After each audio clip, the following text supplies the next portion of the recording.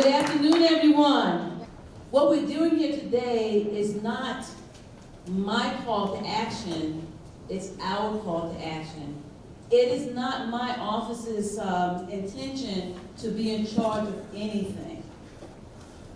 What we would like to do is just to provide venues to bring all of you together, to collaborate and form strategies, and then go back to your communities or your businesses or your school districts and take this information back and move forward with it. Okay, thank you for attending our third annual Superintendent's Roundtable and for finding time for us to learn, discuss, and collaborate issues that have to do with education strategies with other education stakeholders. You may say, well, I'm not an education stakeholder.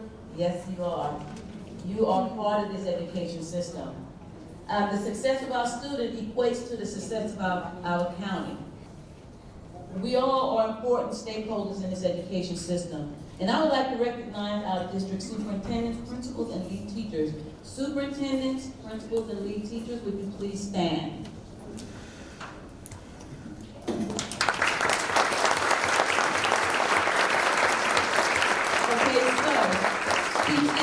Keep standing. I know this is taking time, but this is really important. Okay, I want you to look at everyone, and I want you to try your best to get to know them, to understand them, and understand their needs, and also go to them and say, these are some of the things that I can do to help. All right, so I'm going to go ahead and let you know who's here in the room. Sharon Thomas, Pt.1, Center. Mark Goodman, Route Superintendent of Fort Huachuca Combination Schools. Carl Udehart, Superintendent for Cochise Elementary School. Robert DeVere, Superintendent, Tombstone. Joel Todd, Superintendent, Cochise Technology District.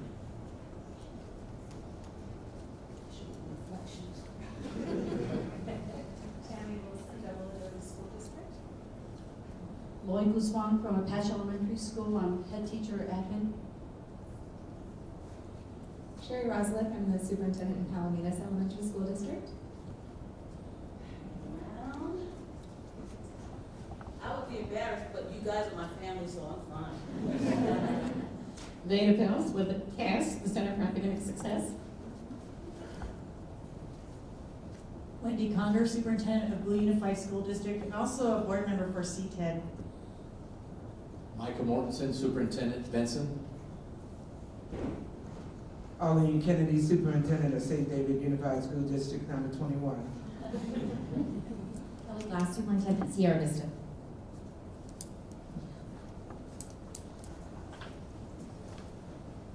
Sister Caridad, Principal at Loreto Catholic School in Douglas.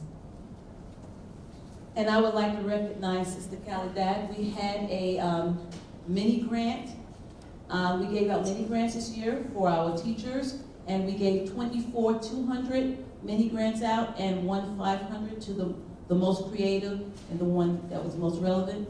And it was Sister Caridad who won that, so let's give her a hand. Loreto Catholic School. You're going to hear me talk a lot about education system. Okay, our system cannot support life unless all of the parts work together. And these are the parts. We have to work together or we'll become fragmented. And fragmented starts happening when we have those silos. All of us are doing amazing things in this county. Amazing things. I can look at some of you and talk about scholarships and all these different things you're doing. But if we're not communicating, then we're not going to get the fullness of what we're doing. We become fragmented. So this, why we're here today, is so that we don't become fragmented.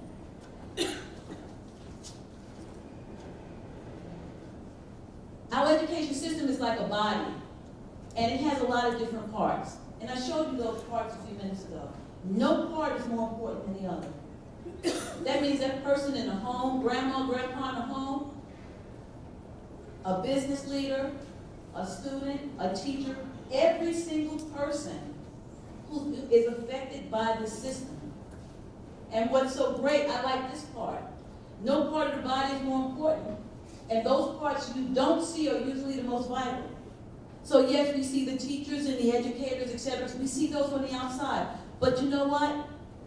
In our body, what's the most important parts? We can do it out an eye, we can do it out an arm, we can do it out a leg, but can we do it out a heart? We can't do it out lungs. We can't do it out blood. And that's what you are. You are the part that's not seen, that's very vital. And today I want you to understand who you are and what your significance is. Each entity depends on the other while working independently. And we can't support life unless we work together. The history of this event, we started with connecting the dots for student success in 2017. That's when I first started. And then moving the needle for student success was the next. This year, 2019-2020, is going to be called, our theme is a learning community for student success. We don't know what we don't know. And what we need to do is to learn together and then share ideas. Systems thinking consists of 4 major parts. And the part that I'm focusing on is the team learning, which starts with dialogue, the capacity of the team members to suspend assumptions and enter into a genuine thinking together. It is vital because it's the team, not the individuals that learn together. But you also have personal mastery. That means we're continually learning together. Shared vision, when the vision is authentic and shared, everyone will participate in the improvement process to get closer to accomplishing the vision. Mental models are the presumptions and generalizations people have that influence their actions. The first step is having people change their mental models to have people reflect on their own behavior. And one important value is openness. And this is, if you know Peter Senge, he talks about systems thinking for big businesses, but he also talks about systems thinking for education. So these are the things that we are looking at. Because if there's no effective conversation regarding the needs of our education system and community, we're going to falter and become extinct. And I didn't say that. McNamara said it. And the ultimate goal is that the feedback drives the system towards the goal of self-sustainment. We need to be self-sustaining. We need to keep our students here. We cannot export our kids. We want our kids to stay here. We want to find out what's in their DNA, and that's not just the school's responsibility, it's our responsibility to find out what's in their DNA, and then give them motivation, purpose, and direction for them to stay here.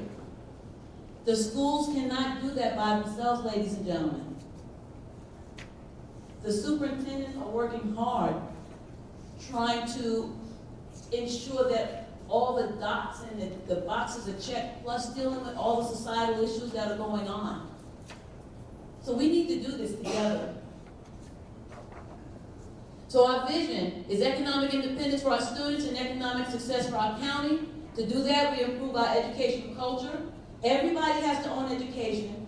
To reach sustainability, we need to continue to give each other feedback and to realign ourselves.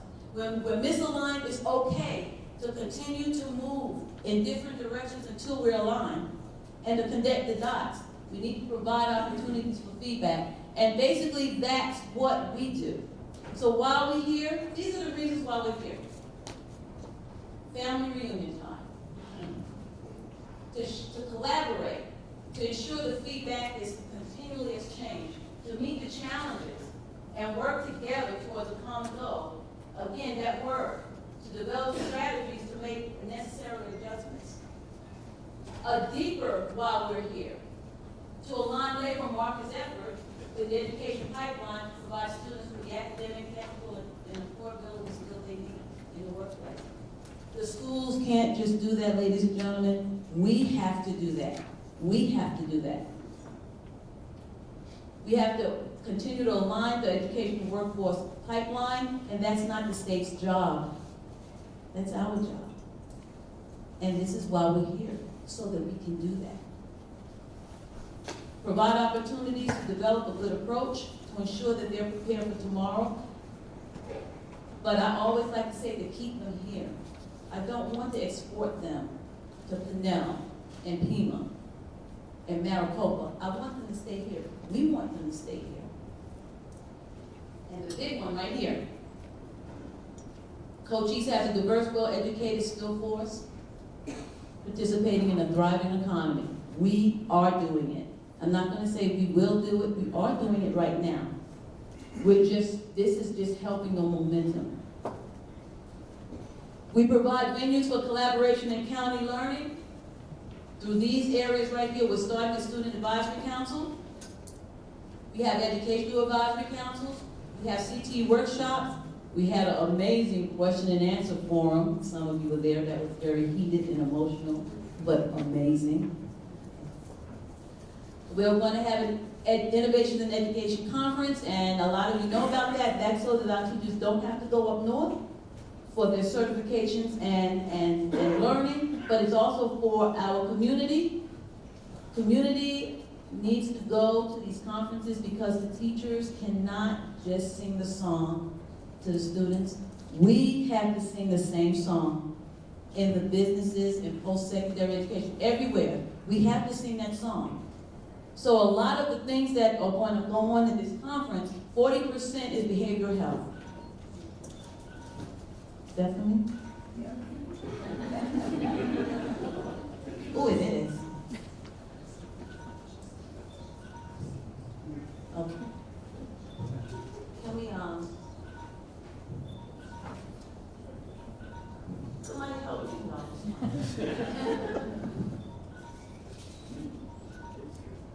I know.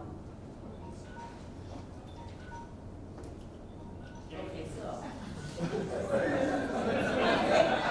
Henry outside. Somebody take my phone out. Okay.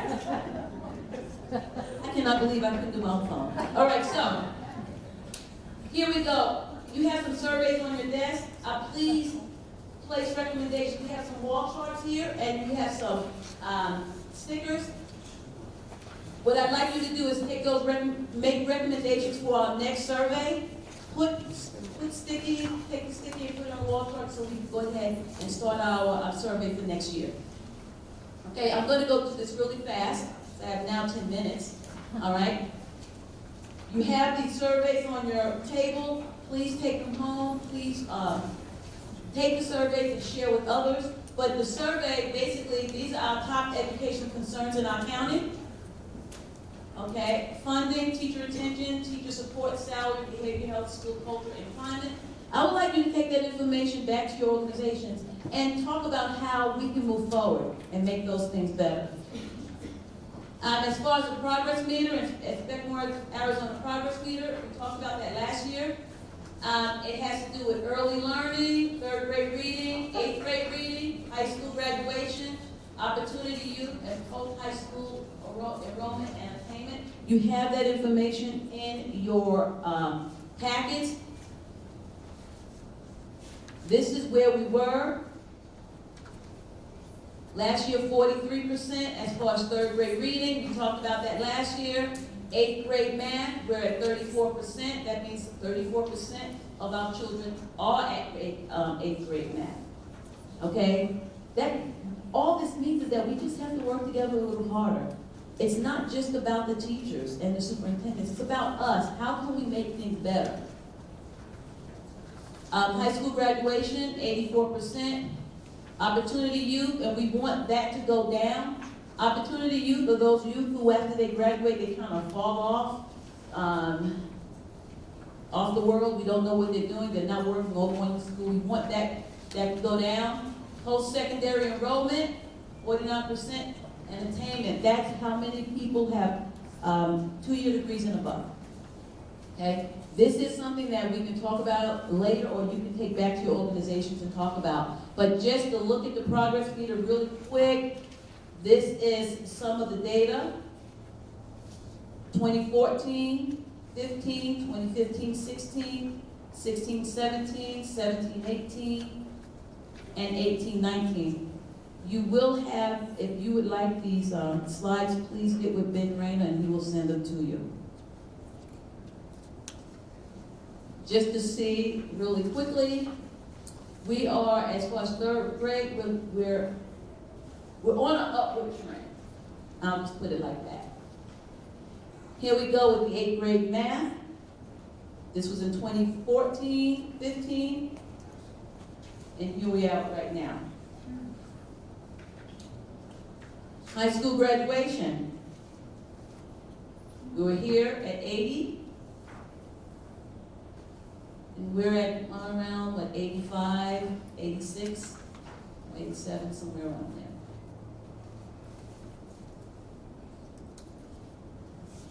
This information is between us and Santa Cruz. And they do not have the information yet for 17-18 for post-high school enrollment. Again, we want this to go downward, and we're heading in the right direction as far as opportunity youth. Opportunity youth, and I would say J.D. Rottweiler is working hard on capturing those opportunity youth, getting them in school, getting them in college, and getting them where they need to go. Post-secondary attainment, we're doing a little bit better there.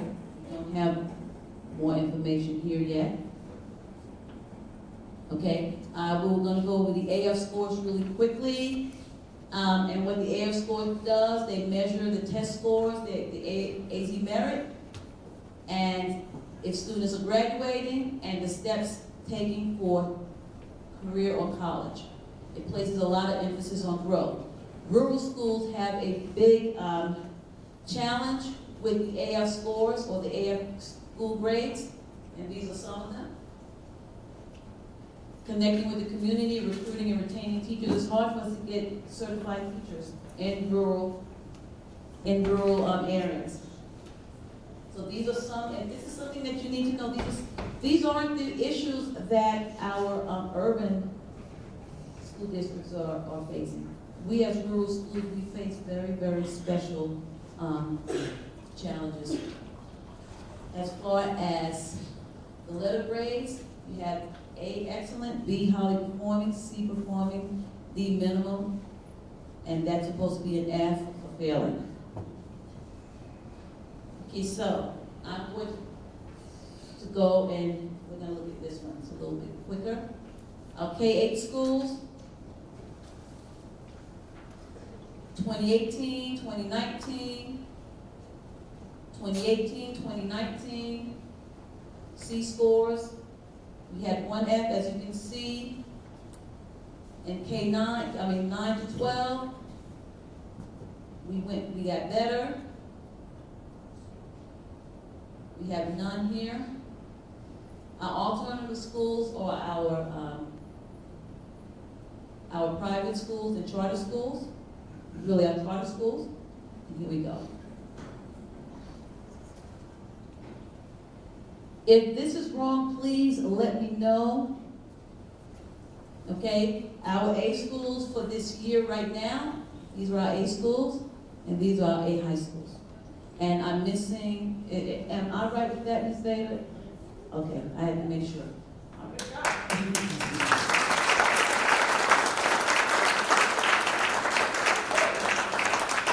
Schools are doing better, and it's because we're working together.